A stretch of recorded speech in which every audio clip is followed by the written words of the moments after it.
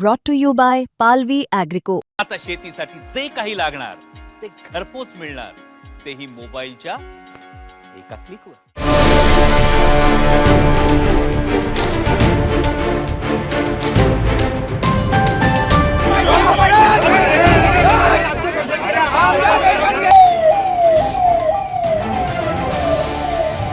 भीषण स्फोटानं नागपूर हादरलं. SBL कंपनीतील स्फोटात 15हून अधिक जणांचा मृत्यू.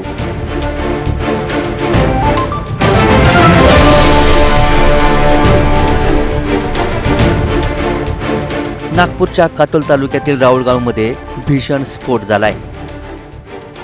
SBL कंपनीतील हा स्फोट एवढा भीषण होता की यात 15हून अधिक जणांना जीव गमवावा लागला, तर 18हून अधिक जण गंभीर जखमी झालेत.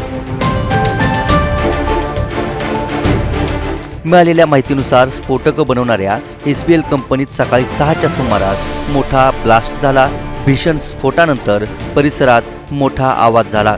जीव वाचवण्यासाठीही कामगारांना वेळ मिळाला नाही. भीषण स्फोटानंतर परिसरात आगही लागली.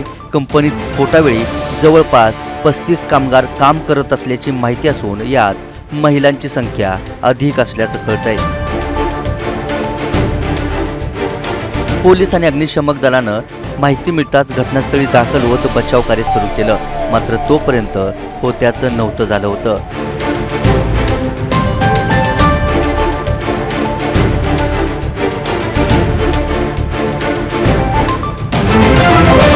SBL कंपनीच्या परिसरात कामगारांच्या नातेवाईकांनी मोठी गर्दी केली आहे. पालकमंत्री चंद्रशेखर बावनकुळे यांनी प्रशासनाकडून माहिती घेत तात्काळ मदतीचे निर्देश दिलेत. दुर्घटनेतील जखमींना उपचारासाठी नागपूरला हलवण्यात आले. भीषण स्फोटानंतर लागलेल्या आगीतही बचाव कार्य सुरू होतं. स्फोटाची तीव्रता पाहता मोठ्या प्रमाणात जीवितहानी होण्याची शक्यता आहे. मात्र SBL कंपनीतील स्फोटाचं कारण काय? स्फोटकं बनवताना कंपनीत पुरेशी खबरदारी घेण्यात आली होती का?